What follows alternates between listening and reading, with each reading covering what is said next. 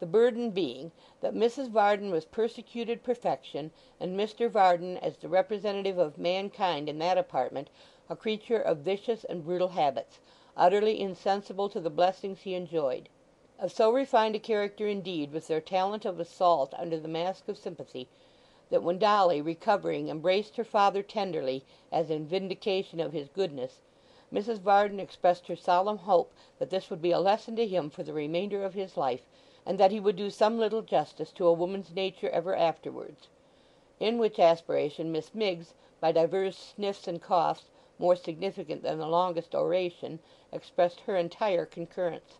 But the great joy of Miggs's heart was, that she not only picked up a full account of what had happened, but had the exquisite delight of conveying it to Mr. Tappertit for his jealousy and torture. For that gentleman, on account of Dolly's indisposition, had been requested to take his supper in the workshop, and it was conveyed thither by Miss Miggs's own fair hands. "Oh, Simon," said the young lady, "such goings on to-day! Oh, gracious me, Simon!"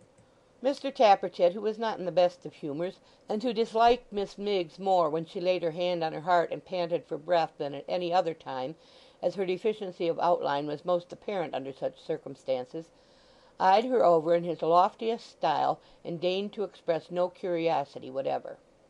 "I never heard the like, nor nobody else," pursued Miggs. "The idea of interfering with her! What people can see in her to make it worth their while to do so, that's the joke, he he he!" Finding there was a lady in the case, Mr. Tappertit haughtily requested his fair friend to be more explicit, and demanded to know what she meant by her. "Why, that Dolly," said Miggs, with an extremely sharp emphasis on the name. "But, oh, upon my word and honour, young Joseph Willet is a brave one, and he do deserve her, that he do." "Woman," said Mr. Tappertit, jumping off the counter on which he was seated, "beware!" "My stars, Simon!" cried Miggs, in affected astonishment. "You frighten me to death! What's the matter?" "There are strings," said Mr. Tappertit, flourishing his bread and cheese knife in the air, "in the human heart that had better not be wibrated, that's what's the matter." "Oh, very well, if you're in a huff," cried Miggs, turning away. "Huff or no huff," said Mr. Tappertit, detaining her by the wrist. "What do you mean, Jezebel? What were you going to say? Answer me." Notwithstanding this uncivil exhortation, Miggs gladly did as she was required, and told him how that their young mistress, being alone in the meadows after dark, had been attacked by 3 or 4 tall men, who would have certainly borne her away and perhaps murdered her, but for the timely arrival of Joseph Willet, who with his own single hand put them all to flight and rescued her, to the lasting admiration of his fellow creatures generally, and to the eternal love and gratitude of Dolly Varden. "Very good," said Mr. Tappertit, fetching a long breath when the tale was told, and rubbing his hair up till it stood stiff and straight on end all over his head. "His days are numbered." "Oh, Simon!" "I tell you," said the 'prentice, "his days are numbered. Leave me. Get along with you."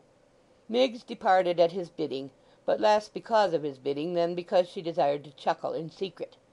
When she had given vent to her satisfaction she returned to the parlour, where the locksmith, stimulated by quietness and Toby, had become talkative, and was disposed to take a cheerful review of the occurrences of the day.